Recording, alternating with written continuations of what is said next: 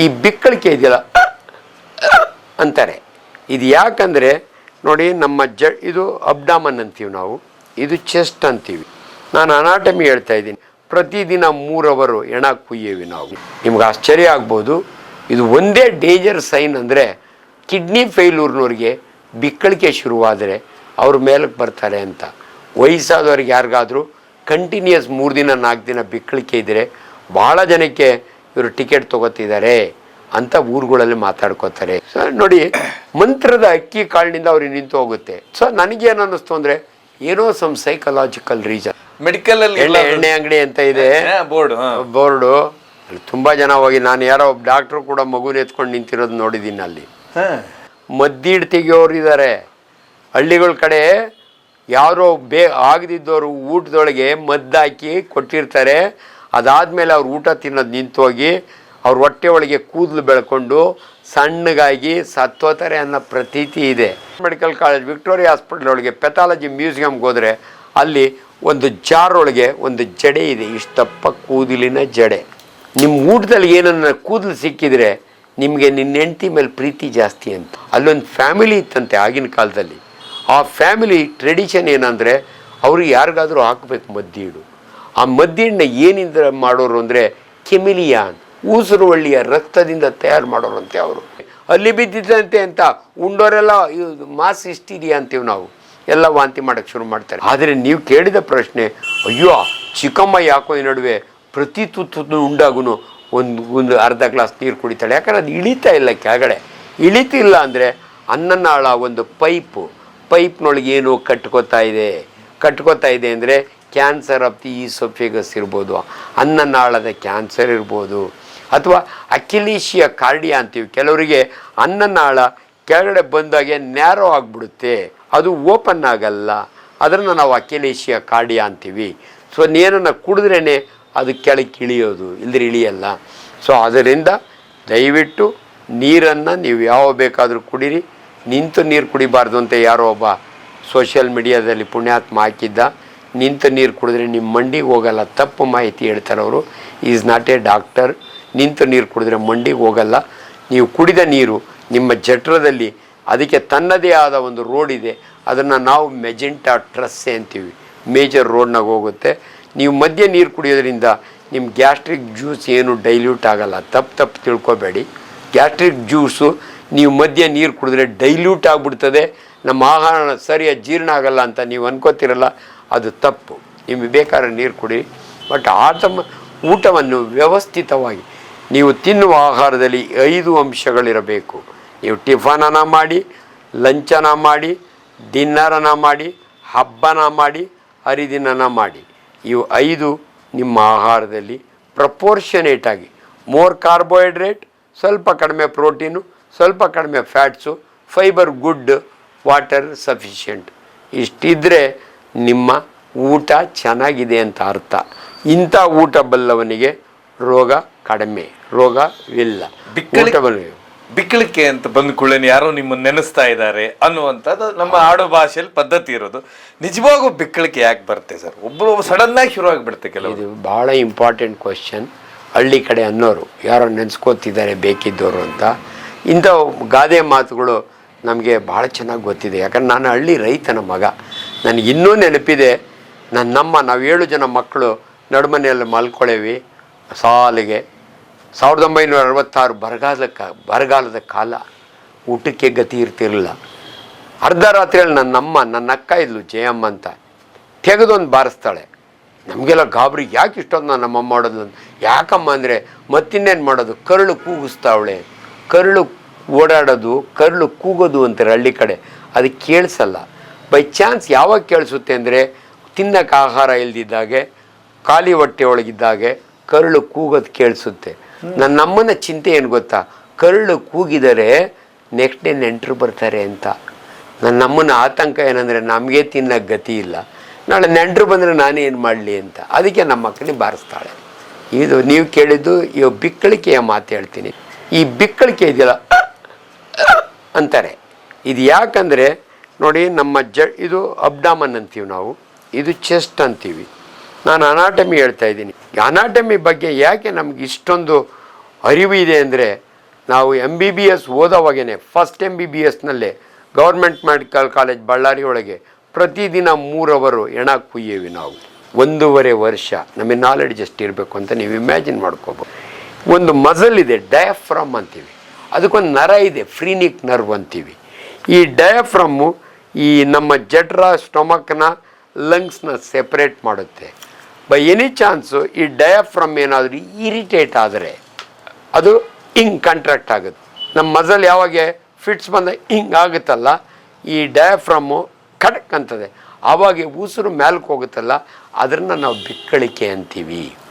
Hiccups ಅಂತಾರೆ ಕನ್ನಡದಲ್ಲಿ, singleton ಅಂತಾರೆ ಇಂಗ್ಲಿಷ್ನಲ್ಲಿ. ಇದು ಕಾರಣ ಈ ಮತ್ತು ಯಾಕೆ ಹಂಗಾಗುತ್ತೆ ಡಾಕ್ಟ್ರೆ? ಕೆಲವು ಸಮಯ ಹೇಳ್ತಾರೆ ಹಂಗಾದಾಗೆ ನೀರು ಕುಡಿದು ಒಂದಿಷ್ಟಪ್ಪ ಬೆಲ್ಲ ತಿನ್ನು ನಿಂತು ಹೋಗುತ್ತೆ ಅಂತಾರೆ. ನಿಮ್ಗೆ ಆಶ್ಚರ್ಯ ಆಗ್ಬೋದು. ಇದು ಒಂದೇ ಡೇಂಜರ್ ಸೈನ್ ಅಂದರೆ ಕಿಡ್ನಿ ಫೇಲ್ಯೂರ್ನವ್ರಿಗೆ ಬಿಕ್ಕಳಿಕೆ ಶುರುವಾದರೆ ಅವ್ರ ಮೇಲಕ್ಕೆ ಬರ್ತಾರೆ ಅಂತ. ವಯಸ್ಸಾದವ್ರಿಗೆ ಯಾರಿಗಾದರೂ ಕಂಟಿನ್ಯೂಸ್ 3 ದಿನ 4 ದಿನ ಬಿಕ್ಕಳಿಕೆ ಇದ್ದರೆ ಭಾಳ ಜನಕ್ಕೆ ಇವರು ಟಿಕೆಟ್ ತೊಗೋತಿದ್ದಾರೆ ಅಂತ ಊರುಗಳಲ್ಲಿ ಮಾತಾಡ್ಕೋತಾರೆ. ಕೆಂಪಣ್ಣ ಯಾಕೋ 70 ವರ್ಷದವನು ಅವ್ರ ಮನೆಗೆ ಬಿಕ್ಕಳಿಸ್ತಾನೆ ಅವನ್ನೇ ಅಂದರೆ ಊರಿಗೆಲ್ಲ ಸುದ್ದಿ, ಕೆಂಪಣ್ಣ ಇನ್ನೇನು ಕತೆ ಮುಗೀತು ಅಂತ. ಅದಕ್ಕೆ ನೀವು ಕೇಳಿದ ಪ್ರಶ್ನೆಗೆ ಬಿಕ್ಕಳಿಕೆಗೆ ಕಾರಣ ಡಯಾಫ್ರಮ್ಮು ಕಾಂಟ್ರಾಕ್ಟ್ ಆಗೋದು. ನಿಮಗೆ ಭಾಳ ಮಜಾ ಹೇಳ್ತೀನಿ. ಇದಕ್ಕೆ ಕಾರಣ ಕಂಡುಹಿಡಿಯೋದಕ್ಕೆ ನಾವು ಏನೆಲ್ಲ ಮಾಡ್ತೀವಿ ಅಂದರೆ, ಒಂದು 20 ವರ್ಷದ ಹಿಂದೆ ನಾನು ಯಂಗ್ ಅಸಿಸ್ಟೆಂಟ್ ಪ್ರೊಫೆಸರು, ಒಬ್ಬರು VIP ನನ್ನ ಕ್ಲಾಸ್ಮೇಟ್ರು ಈಗಲೂ ಇದ್ದಾರೆ, ಪ್ರಾಕ್ಟೀಸ್ ಮಾಡ್ತಾರೆ. ಅವ್ರಿಗೆ ಬೇಕಾದಂಥ very important person in the government. ಅವರು ಅಡ್ಮಿಟ್ ಆಗ್ತಾರೆ. ಏನಕ್ಕೆ ಗೊತ್ತಾ? ಬಿಕ್ಕಳಿಕೆಗೆ. ಅವ್ರಿಗೆಲ್ಲ ಟೆಸ್ಟ್ ಮಾಡ್ತೀವಿ ನಾವು, ಎಂಡೋಸ್ಕೋಪಿಯಿಂದ ಹಿಡಿದು, ಅಲ್ಟ್ರಾಸೌಂಡ್ ಸ್ಕ್ಯಾನಿಂದ ಹಿಡಿದು, ಬ್ಲಡ್ ಟೆಸ್ಟಿಂದ ಹಿಡಿದು ಎಲ್ಲ ನಾರ್ಮಲ್ ಬರುತ್ತೆ. 5 ದಿನ ಆಯಿತು, ಬಿಕ್ಕಳಿಕೆ ನಿಲ್ತಾ ಇಲ್ಲ. ಎಲ್ಲ ಮೆಡಿಸಿನ್ಸ್ ಕೊಟ್ಟಿದ್ದೀವಿ, ನಿಲ್ತಾ ಇಲ್ಲ. ನಮಗೆ ಆತಂಕ, ನ್ಯೂರಲಾಜಿಕಲ್ ಪ್ರಾಬ್ಲಮ್ ಏನಾದರೂ ಇರ್ಬೋದು ಅಂತ ನಮ್ಮ ಕ್ಲಾಸ್ಮೇಟ್ ಒಬ್ಬರು ನ್ಯೂರೋಫಿಸಿಷಿಯನ್, ಪ್ರೊಫೆಸರ್ ಆಫ್ ನ್ಯೂರೋಫಿಸಿಷಿಯನ್, ನ್ಯೂರಾಲಜಿ ಇನ್ ನಿಮ್ಯಾನ್ಸ್ನವರು ಪ್ರೈವೇಟ್ನಾಗ ಬಂದು ಪೇಷಂಟ್ ನೋಡೋಂಗಿರಲ್ಲ. ಆದ್ರೂ ಅವ್ನು ರಿಕ್ವೆಸ್ಟ್ ಮಾಡಿಕೊಂಡು ರಾತ್ರಿ ಹೊತ್ತು ಕರ್ಕೊಂಬಂದು ತೋರಿಸ್ತೀವಿ. ಅವ್ರ ಕಡೆಯಿಂದನೇ ಏನೂ ಕಾರಣ ಇಲ್ಲ. ಕೊನೆಗೆ ನಮಗೆ ಏನು ಮಾಡಬೇಕು ಗೊತ್ತಾಗ್ತಿಲ್ಲ. VIP ಪೇಷಂಟು ಬಿಗ್ ಸೂಟ್ನಾಗಿದ್ದಾರೆ, ಎಲ್ಲ ಟೆಸ್ಟು ಮಾಡಿದ್ದೀವಿ, ಯಾರ್ಯಾರನ್ನೋ ಕರೆದು ತೋರಿಸಿದ್ದೀವಿ, ಆದರೂ ಆಗ್ತಾಯಿಲ್ಲ.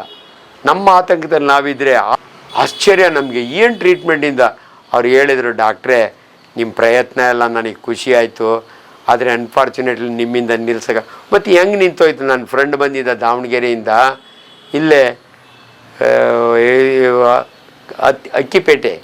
ಅಕ್ಕಿಪೇಟೆಗೆ ಹೋಗಿ ಯಾರೋ ಒಂದು ಅಕ್ಕಿ ಕಾಳು ಮಂತ್ರ ಮಾಡಿಕೊಡ್ತಾರಂತೆ, ತಂದು ನನ್ನ ಬಾಯಿನಾಗ ಹಾಕ್ದ ನಿಂತೋಯ್ತು ಅಂದರು. ಎಲ್ಲಿಯ ವಿಜ್ಞಾನ, ಎಲ್ಲಿಯ ಈ ರೀತಿಯ ಸಾಂಸ್ಕೃತಿಕ ಅನುಭವಗಳು ನಾವು ಒಪ್ಕೋಬೇಕಾಯ್ತು. ನಾನು ಹೇಳ್ತಾ ಇದ್ದೀನಿ ನಿಮ್ಮ ಮುಂದೆ, ನಮ್ಮ ಅನುಭವ ಹೇಳ್ತಾ ಇದ್ದೀನಿ. ಸೊ ನೋಡಿ, ಮಂತ್ರದ ಅಕ್ಕಿ ಕಾಳಿನಿಂದ ಅವ್ರಿಗೆ ನಿಂತು ಹೋಗುತ್ತೆ. ಸೊ ನನಗೇನು ಅನ್ನಿಸ್ತು ಅಂದರೆ, ಏನೋ ಸಮ್ ಸೈಕಲಾಜಿಕಲ್ ರೀಸನ್. ಅದಕ್ಕೇ ಯಾರೋ ನೆನೆಸ್ಕೋತಿದ್ರೇನೋ, ಇವ್ರ ಬಾಯಿ ಮೇಲೆ ಅಕ್ಕಿ ಕಾಳು ಹಾಕಿದ ಮೇಲೆ ನೆನೆಸ್ಕೊಳ್ಳೋರು ನಿಂತೋದ್ರೇನೋ ನಿಂತೋಗಿರ್ಬೇಕು ಅಷ್ಟೇ. ಅವಕ್ಕೆಲ್ಲವೂ ಕೂಡ ಅರ್ಥ ಇದೆ. ಸುಮ್ಮನೆ ನಾವು ನಗುಪಾಟ್ಲು ಮಾಡಬಾರ್ದು. ಯಾರೋ ಯಾವನ ಹೇಳಿದ್ದ ಇದು ನಿಜಾನ ಅಂತ. ನನ್ನ ಕಣ್ಣು ಮುಂದೆ ನಡೆದಂಥ ನಿದರ್ಶನ ಇದು. ಸುಮಾರು ಜನ ನಿಂತ್ಕೊಂಡಿರ್ತಾರೆ ಮಕ್ಕಳು ತಗೊಂಡು. ಏನು ಮೆಡಿಕಲ್ ಅಲ್ಲಿ ಎಣ್ಣೆ ಅಂಗಡಿ ಅಂತ ಇದೆ, ಬೋರ್ಡು. ಅಲ್ಲಿ ತುಂಬ ಜನ ಹೋಗಿ, ನಾನು ಯಾರೋ ಒಬ್ಬ ಡಾಕ್ಟ್ರು ಕೂಡ ಮಗುನ ಎತ್ಕೊಂಡು ನಿಂತಿರೋದು ನೋಡಿದ್ದೀನಿ ಅಲ್ಲಿ. ಮಗುವಿಗೆ ಅಲ್ಲಿ ಏನೋ ಬಾಲಗೃಹ ಕಟ್ಟಿಸ್ತೀನಿ ಅಂತ ಜನ ಮರಳು ಜಾತ್ರೆ ಮರಳು ಅಂತಾರೆ. ಅಲ್ಲೇ ಮದ್ದಿಡ್ ತೆಗಿಯೋರು ಇದ್ದಾರೆ. ಹಳ್ಳಿಗಳ ಕಡೆ ಯಾರೋ ಆಗದಿದ್ದವರು ಊಟದೊಳಗೆ ಮದ್ದಾಕಿ ಕೊಟ್ಟಿರ್ತಾರೆ. ಅದಾದಮೇಲೆ ಅವ್ರು ಊಟ ತಿನ್ನೋದು ನಿಂತೋಗಿ ಅವ್ರ ಹೊಟ್ಟೆ ಒಳಗೆ ಕೂದಲು ಬೆಳ್ಕೊಂಡು ಸಣ್ಣಗಾಗಿ ಸತ್ತೋತಾರೆ ಅನ್ನೋ ಪ್ರತೀತಿ ಇದೆ. ಅಂಥವ್ರು ಬಂದು ಸತ್ರ ಅಲ್ಲೊಬ್ಬ ಇದ್ದಾನೆ, ಗಬ್ ನೀರು ಕುಡಿಸಿ ನಾಲ್ಗೆ ನೀರು ಇದು ಮಾಡಿ ವೀಳ್ಯದೆಲ್ಲ ಮಾಡಿ ವಾಂತಿ ಮಾಡಿಸ್ತಾನೆ. ನನ್ನ ಹತ್ರ ಪೇಷಂಟ್ ಅದು ತಂದು ತೋರಿಸಿರೋರು ಇದ್ದಾರೆ. ಬಟ್ ಇವೆಲ್ಲವೂ ಕೂಡ ಇವತ್ತು ಎಂಡೋಸ್ಕೋಪಿ ಕಾಲ. ನಾವು ಯಾರದೇ ಹೊಟ್ಟೆ ನೋವು ಬಂದರೆ ಎಂಡೋಸ್ಕೋಪಿ ಮಾಡಿ TV ಒಳಗೆ ನೋಡ್ತೀವಿ. ಅಂಥದ್ದು ಏನೂ ನಾವು ಇದುವರೆಗೂ ನೋಡಿಲ್ಲ. ಸೊ ಇದನ್ನು ಮದ್ದೀಡು ಹಾಕೋದು ಅಂತಾರೆ, ಭ್ರಮೆ, ಜನಗಳ ಭ್ರಮೆ. ಬಟ್ ಇಲ್ಲ, ನಮ್ಮ ಪುಸ್ತಕದಲ್ಲೂ ಇದೆ. ನಾವು ಅದನ್ನು ಬೆಝೋರ್ ಅಂತೀವಿ, ಅಂದರೆ foreign body in the stomach. Trichobezoar. ನೀವು ಯಾವುದನ್ನ Bengaluru medical college Victoria hospital ಒಳಗೆ ಪೆಥಾಲಜಿ ಮ್ಯೂಸಿಯಮ್ಗೆ ಹೋದರೆ ಅಲ್ಲಿ ಒಂದು ಜಾರ್ ಒಳಗೆ ಒಂದು ಜಡೆ ಇದೆ, ಇಷ್ಟಪ್ಪ ಕೂದಲಿನ ಜಡೆ. ಇದು ಯಾಕೆ ಇಟ್ಟಿದ್ದಾರೆ ಡಾಕ್ಟ್ರೇ? ಅಲ್ಲ ಬರೆದಿದ್ದಾರೆ, this was removed from the stomach of A 16-year-old girl. ಒಂದು ಹುಡುಗಿಯ ಹೊಟ್ಟೆಯಿಂದ ಜಡೆ ತೆಗೆದೆ. ಆಶ್ಚರ್ಯ ಆಗುತ್ತಲ್ವ? ಇದು ನಿಜ. ಆ ಹುಡುಗಿಗೆ ಸೈಕಲಾಜಿಕಲ್ ಪ್ರಾಬ್ಲಮ್ ಇರುತ್ತೆ. ಆ ಹುಡುಗಿ PUC ಹೋಗೋವಾಗ ಓತಾ ದಾರಿ ಒಳಗೆ ಒಂದು ಕೂದಲು ಹಿಂಗೆ ಕೀಳ್ತಾಳೆ, ನುಂಗ್ತಾಳೆ. ದಿನ ಹಿಂಗೆ ನುಂಗಿ ಅವಳ ಕೂದಲು ಹೊಟ್ಟೆ ಒಳಗೆ ಕೂತ್ಕೊಂಡು ಜಡೆ ಥರ ಕೂತ್ಕೊಂಡಿರುತ್ತೆ. ಇನ್ಫ್ಯಾಕ್ಟ್ ತಮಾಷೆಗೆ ಹೇಳೋರು, ಮೊದಲಿಗೆ ಯಾರನ್ನ ಊಟದೊಳಗೆ ಕೂದಲು ಸಿಕ್ಕಿದ್ರೆ ಊಟನೇ ಬಿಟ್ಬಿಡೋರು. ಅನ್ನದಲ್ಲಿ ಕೂದಲು ಸಿಕ್ಕಿದ್ರೆ ಇಲ್ಲಿ ನನಗಂತೂ ಭಾಳ ಬೇಜಾರಾಗೋದು, ಕೂದಲು ಸಿಕ್ಬಿಡುತ್ತೆ ಅಂತ. ಬಟ್ ನಾನೊಂದು ತಮಿಳು ಪಿಕ್ಚರ್ ನೋಡಿದೆ. ಆ ತಮಿಳು ಪಿಕ್ಚರ್ನ ಎಷ್ಟು ಚೆನ್ನಾಗಿರೋ ಮೆಸೇಜ್ ಇತ್ತು ಗೊತ್ತಾ? ನಿಮ್ಮ ಊಟದಲ್ಲಿ ಏನನ್ನ ಕೂದಲು ಸಿಕ್ಕಿದ್ರೆ ನಿಮಗೆ ನಿನ್ನ ಹೆಂಡತಿ ಮೇಲೆ ಪ್ರೀತಿ ಜಾಸ್ತಿ ಅಂತ. ಅವತ್ತಿನಿಂದ ನಾನು ಆರಾಮಾಗಿ ಕೂದಲು ಪಕ್ಕಕ್ಕೆ ಇಟ್ಟು ಉಣ್ಣ ಕಲ್ತ. ಹೌದಲ್ಲ, ನನ್ನ ಹೆಂಡತಿ ಮನಸ್ಥಿತಿಯನ್ನು ಬದಲಾವಣೆ ಅಷ್ಟೇ ಇದರಲ್ಲಿ. ಇವೆಲ್ಲ ಮಾತುಗಳಿಗೆ ಬೆಲೆ ಹೆಂಗಿರುತ್ತೆ ಅನ್ನೋದಕ್ಕೆ ಮನಸ್ಥಿತಿ ಬದಲಾವಣೆ. ಬಟ್ ನಿಮ್ಮ ಫಾರಿನ್ ಬಾಡಿ ಬಗ್ಗೆ ಹೇಳಕ್ಕೆ ಹೋಗ್ತಾ ಇದ್ದೆ. ಟ್ರೈಕೋಬೆಜರ್, ಕೆಲವು ವೆಜಿಟೇಬಲ್ಗಳು ನೋಡಿ, ನಮ್ಮ ಜಠರ ಎಲ್ಲ ಅರ್ದು ಆಚೆ ತಳ್ಳಬೇಕಲ್ಲ, ಕೆಲವೊಂದು ತಳ್ಳೋಕ್ಕಾಗಲ್ಲ. ಅದು ಈ ಕೂದಲು ಒಂದು ಕೂದಲಾದರೆ ಹೋಗುತ್ತೆ, ಇಷ್ಟು ಕೂದಲು ಸೇರಿಕೊಂಡ್ರೆ ಅದು ಕೂದಲು ಅಲ್ಲೇ ಕೂತ್ಕೊಳ್ಳುತ್ತೆ. ಕೆಲವು ವೆಜಿಟೇಬಲ್ಸ್ಗಳಿದ್ದಾವೆ, ಅದು ನಮ್ಮ ಜಠರದೊಳಗೆ ಹೋದ್ಮೇಲೆ ಊದ್ಕೋತಾವೆ, ಸ್ವೆಲ್ಲಿಂಗ್ ಆಗ್ತವೆ. ಫೈಟೋ ಬೆಝೋರ್ ಅಂತೀವಿ. ಬೆಝೋರ್ ಅಂದರೆ ಫಾರಿನ್ ಬಾಡಿ, ಫೈಟೋ ಅಂದರೆ ಸೊಪ್ಪು ತರಕಾರಿಗಳು ಕೂತಿರುತ್ತೆ. ಅದಕ್ಕಿಂತ ಮಜಾ ಅಂದರೆ ನಮ್ಮದೊಂದು ಬುಕ್ ಇದೆ, the great teacher from England. ನಾನು MS ಓದೋವಾಗ ಆ ಬುಕ್ನ ಓದಿವಿ, INR textbook of surgery. ಅದರೊಳಗೆ ನಿಮ್ಗೆ ಆಶ್ಚರ್ಯ ಆಗುತ್ತೆ. ಅವನು ಬರಿತಾನೆ ಈ ಬೆಝೋರ್ ಬಗ್ಗೆ ಬರೆದಾಗ, there is a bezoar called Harappanahalli bezoar ಅಂತ ಬರಿತಾನೆ ಅವನು. ನಮ್ಗೆ ಆಶ್ಚರ್ಯ, 100 ವರ್ಷದ ಹಿಂದೆ ಈ ಪುಣ್ಯಾತ್ಮನಿಗೆ ಹರಪ್ಪನಹಳ್ಳಿ ಬೆಝೋರ್ ಹೆಂಗೆ ಗೊತ್ತು ಅಂತ. ಹರಪ್ಪನಹಳ್ಳಿ ಇವತ್ತು ವಿಜಯನಗರ ಡಿಸ್ಟ್ರಿಕ್ಟ್ನಾಗಿದೆ. ಸ್ವಲ್ಪ ದಿನ ದಾವಣಗೆರೆಗೆ ಹೋಯ್ತು, ಆಮೇಲೆ ಬಳ್ಳಾರಿ ಒಳಗಿತ್ತು. ಹರಪ್ಪನಹಳ್ಳಿ ಬೆಝೋರ್ ಇವತ್ತು ನಾನು ನೆನೆಸ್ಕೊತೀನಿ. ಅಲ್ಲೊಂದು ಫ್ಯಾಮಿಲಿ ಇತ್ತಂತೆ ಆಗಿನ ಕಾಲದಲ್ಲಿ. ಆ ಫ್ಯಾಮಿಲಿ ಟ್ರೆಡಿಷನ್ ಏನಂದರೆ, ಅವ್ರಿಗೆ ಯಾರಿಗಾದರೂ ಹಾಕಬೇಕು ಮದ್ದಿಡು. ಆ ಮದ್ದಿಡನ್ನ ಏನಿಂದ ಮಾಡೋರು ಅಂದರೆ ಕೆಮಿಲಿಯಾನ್, ಊಸರುವಳ್ಳಿಯ ರಕ್ತದಿಂದ ತಯಾರು ಮಾಡೋರಂತೆ. ಅವರು ಯಾರಿಗೂ ಗೊತ್ತಿಲ್ಲದಂಗೆ ಹಾಕೋರಂತೆ ಬಂದವರಿಗೆ. ಅವ್ರಿಗೆ ಆಗಲಿಲ್ಲ ಅಂದರೆ ಅವ್ರ ಫ್ಯಾಮಿಲಿಗೆ ಏನೋ ತೊಂದರೆ ಆಗುತ್ತೆ ಅನ್ನೋ ರೀತಿ ಆಗಿನ ಕಾಲದ ಪ್ರತೀತಿ. ಇದನ್ನ ಇಂಗ್ಲೆಂಡ್ವರೆಗೂ ಹೋಗಿದೆ, ಲೆಕ್ಕ ಹಾಕ್ಕೊಳ್ಳಿ. ಇಲ್ಲಿ ಯಾರೋ ಆಗಿನ ಕಾಲದ ಬ್ರಿಟಿಷ್ ಸೋಲ್ಜರ್ ಯಾರೋ ಇದನ್ನು ಅಬ್ಸರ್ವ್ ಮಾಡಿ ಆ ಡಾಕ್ಟ್ರಿಗೆ ಹೇಳ್ತಾನೆ, ನಾನು ಇಂಡಿಯಾ ಒಳಗೆ ಇಂಥ ಊರಿನಲ್ಲಿ ಹಂಪಿ ಹತ್ರ ಇಂಥ ಪಾಯ್ಸನ್ ಹಾಕ್ತಾರೆ ಅಂತ. ಅದನ್ನು ಅವ್ನು ಬರೆದಿದ್ದಾನೆ, ಅದನ್ನೆಲ್ಲ ಡೀಟೇಲ್ಸ್ ತೊಗೊಂಡು. ಹರಪ್ಪನಹಳ್ಳಿ ಬೆಝೋರ್ ಅಂತ. ನೋಡಿ ಎಷ್ಟು ವಿಚಾರಗಳು ಇರ್ತವೆ ನೋಡಿ. ನಾನು ಇದನ್ನೆಲ್ಲ ಮೆಡಿಕಲ್ ಕಾಲೇಜ್ನಲ್ಲಿ ಭಾಳ ಇಂಟ್ರೆಸ್ಟಿಂಗಾಗಿ ನನ್ನ ಸ್ಟೂಡೆಂಟ್ಸ್ಗೆ ಹೇಳ್ತೀನಿ. ಆದರೆ ಇವತ್ತು ನಿಮ್ಮ ಮಾಧ್ಯಮದ ಮುಖಾಂತರ ಸುಧೀರ್ ಶೆಟ್ಟಿ ಅವರೇ, ಜನಜಾಗೃತಿ ಮಾಧ್ಯಮದಲ್ಲಿ ಯಾಕೆ ಮಾತಾಡ್ತಿದ್ದೀನಿ ಅಂದರೆ, ಇಂಥ ವೈಜ್ಞಾನಿಕ ವಿಚಾರಗಳನ್ನ ಜನಸಾಮಾನ್ಯರಿಗೆ ನಾನೊಂದು ಪಬ್ಲಿಕ್ ಟಾಕ್ ಕೊಡ್ಬೋದು. ಇವತ್ತು ಸಾಯಂಕಾಲ 5 ಗಂಟೆಗೆ ಕನ್ನಡ ಸಾಹಿತ್ಯ ಪರಿಷತ್ನಲ್ಲಿ ಟಾಕ್ ಕೊಡ್ತೀನಿ, 100 ಜನ ಇರ್ತಾರೆ. ಆದರೆ ನಿಮ್ಮ ಮಾಧ್ಯಮದ ಮುಖಾಂತರ ನಿಮಗೆ ಈ ಮಾಧ್ಯಮಕ್ಕೆ ಇರೋ ಕೆಪಾಸಿಟಿ, ಪ್ರಪಂಚಕ್ಕೆ ತೋರಿಸೋ ಕೆಪಾಸಿಟಿ ಇರೋದು ನಿಮ್ಮ ಮಾಧ್ಯಮಕ್ಕೆ. ಸರ್, ಇದಾದ್ಮೇಲೆ ನೀವು ಹೇಳಿದ್ರಲ್ಲ ಊಸರುವಳ್ಳಿ ರಕ್ತ ಅಂತೇಳಿ, ಏನ್ ಸರ್ ಇದು ಆಕ್ಚುಲಿ ಊಸರುವಳ್ಳಿ ರಕ್ತ ಅಂದ್ರೆ? ಈ ಊಸರುವಳ್ಳಿ ಅಂದ್ರೆ ಏನಿದು? ಊಸರು ಕೆಮಿಲಿಯನ್ ಸರ್, ಬಣ್ಣ ಬದಲಾಯಿಸುತ್ತಲ್ಲ. ಹೌದು, ಒಣ್ಣೆಕ್ಯಾತನ್ ತರ ಇರುತ್ತಲ್ಲ, ಅದು ಹಳ್ಳಿ ಕಡೆ ಇರ್ತದೆ. ಅದು ಊಸರುವಳ್ಳಿ ಅನ್ನೋದು ಒಂದು ರೀತಿಯ ಇದು. ಅದು ಅದರ ರಕ್ತದಿಂದ ಅವ್ರು ತಯಾರು ಮಾಡಿ, ಅವ್ರಿಗೇನು ಅದ್ರೊಳಗೆ ಕಂಡು ಹಿಡ್ಕೊಂಡಿದ್ರು ನಂಗೆ ಗೊತ್ತಿಲ್ಲ. ನಾವೆಲ್ಲ ಚಿಕ್ಕ ಹುಡುಗರ ಒಣ್ಣೆಕೇವಿ, ನಮ್ಗೆ ಯಾಕೆ ಒಣ್ಣೆ ಹೊಡೆದಾಕೇವು ಗೊತ್ತಾ? ನಿಮ್ಗೆ ಆಶ್ಚರ್ಯ ಆಗುತ್ತೆ. ಬಡವರು ನಮ್ಮ ಹತ್ರ 3 ಕಾಸು ಇರುತ್ತೆ, ಯಾರೋ ಒಬ್ಬ ಹುಟ್ಟಿಸ್ಬಿಟ್ಟಿದ್ದ, ಒಣ್ಣೆಕ್ಯಾತನ್ನ ಹೊಡೆದು ಮಣ್ಣಲ್ಲಿ ಮುಚ್ಚಾಕಿದ್ರೆ ಅದು 3 ದಿನ ಹೋಗಿ ತೆಗೆದ್ರೆ ದುಡ್ಡಿರುತ್ತೆ ಅಂತ ನಾವು ಚಿಕ್ಕ ಹುಡುಗರಾಗ ಯಾರೋ ಹೇಳ್ಬಿಟ್ಟಿದ್ರು. ಆ್ಯಂಡ್ ಒಣ್ಣೆಕ್ಯಾತನ್ನ ಮುಸ್ಲಿಂ ಹುಡುಗರು, ನಮ್ಮೂರಿನ ಒಂದು 3 ಮುಸ್ಲಿಂ ಫ್ಯಾಮಿಲಿ ಇತ್ತು, ಅದನ್ನು ಕಂಡ್ರೆ ಅಟ್ಟಿಸ್ಕೊಂಡು ಹೋಗಿ ಹೊಡೆದಾಕೋರು. ಯಾಕೆ ಗೊತ್ತಾ? ಟಿಪ್ಪು ಸುಲ್ತಾನ್ನ ಮಕ್ಕಳು ಬಚ್ಚಿಟ್ಕೊಂಡಿದ್ದಾಗೆ ಹುಡುಕ್ತಾ ಇದ್ರಂತೆ ಬ್ರಿಟಿಷ್ ಸೈನಿಕರು. ಅಲ್ಲೊಂದು ಒಣ್ಣೆಕ್ಯಾತ ಇದ್ರ ಮೇಲೆ ಕೂತ್ಕೊಂಡು ಹಿಂಗೆ ಅಂತಿತ್ತಂತೆ. ಇದು ಏನೋ ಹೇಳ್ತಾ ಇದೆ ಅಂತ ಹೋಗಿ ನೋಡಿದ್ರೆ ಅಲ್ಲಿ ಇದ್ರಂತೆ ಮಕ್ಕಳು. ಊಸರುವಳ್ಳಿ ಬೇರೆ, ಅದು ಬಣ್ಣ ಬದಲಾಯಿಸುತ್ತೆ. ಅದು ಯಾರನ್ನ ಒಡೆಯಕ್ಕೆ ಬಂದಾಗೆ ಗ್ರೀನ್ ಇದ್ದಿದ್ದು ರೆಡ್ ಆಗಿ ಎಲೆಗಳ ಮಧ್ಯೆ, ಕೆಂಪು ಎಲೆಗಳ ಮಧ್ಯೆ ಕೆಂಪಿಗಿರುತ್ತೆ, ಹಸಿರೆಲೆಗಳು ಅಂದರೆ ಶತ್ರು ಗೊತ್ತಾಗ್ದಂಗೆ ಇರಲಿ, ಅದು ಊಸರುವಳ್ಳಿ. ಆದರೆ ಒಣ್ಣೆಕ್ಯಾತನ ಹಿಸ್ಟ್ರಿ ಕೇಳಿ ನನಗೆ ಆಶ್ಚರ್ಯ ಆಯಿತು. ಅದನ್ನು ಇಂಗ್ಲೀಷ್ನಾಗ ಏನು ಹೇಳ್ತಾರೋ ಮರ್ತೋದೆ ನಾನು. ಇದು ಊಸರುವಳ್ಳಿನ ಅವೆಲ್ಲ ಕೆಮಿಲಿಯಾನ್ ಅಂತೀವಿ ನಾವು. ಕೆಮಿಲಿಯಾನು ಒಣ್ಣೆಕ್ಯಾತಿಗೆ ಏನೋ ಬೇರೆ ಹೆಸರು, ಹಿಂಗೆ ಮಾಡುತ್ತೆ ಅದು. ಅದನ್ನು ಹೊಡೆದಾಕ್ತಾರೆ ಅವರು. ಸೊ ನಿಮಗೆ ಇಷ್ಟೊತ್ತು ನಾನು ಈ ಗ್ಯಾಸ್ಟ್ರೈಟಿಸ್ ಹೇಳುವ ಮಧ್ಯೆ ಜನಗಳಲ್ಲಿ ಒಂದೆರಡು ಮೂರು ತಪ್ಪು ಭಾವನೆಗಳಿದ್ದಾವೆ.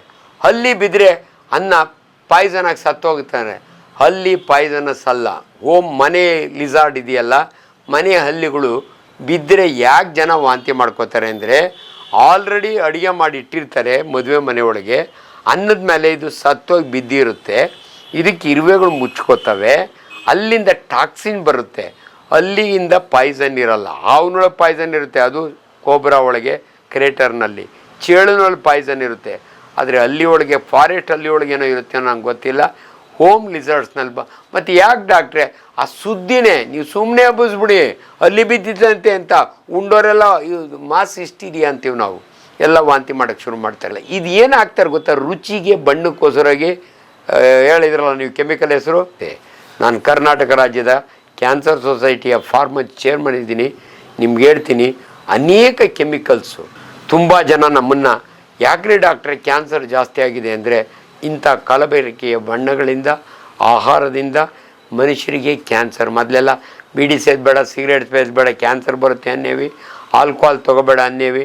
ಅನ್ಫಾರ್ಚುನೇಟ್ಲಿ ಇವೆಲ್ಲ ಏನು ಬಣ್ಣಗಳನ್ನ ಆರ್ಟಿಫಿಷಿಯಲ್ ಕಲರ್ಸು ಇವನ್ನ ಯೂಸ್ ಮಾಡ್ತಾರಲ್ಲ, ಕಲರ್ ಚೇಂಜ್ ಆಗುತ್ತೆ, ಸ್ಮೆಲ್ ಚೇಂಜ್ ಆಗುತ್ತೆ, ಜನಗಳಿಗೆ ಖುಷಿ ಆಗುತ್ತೆ, ಆದರೆ ಅದರಿಂದ ಕ್ಯಾನ್ಸರ್ ಬರುತ್ತೆ.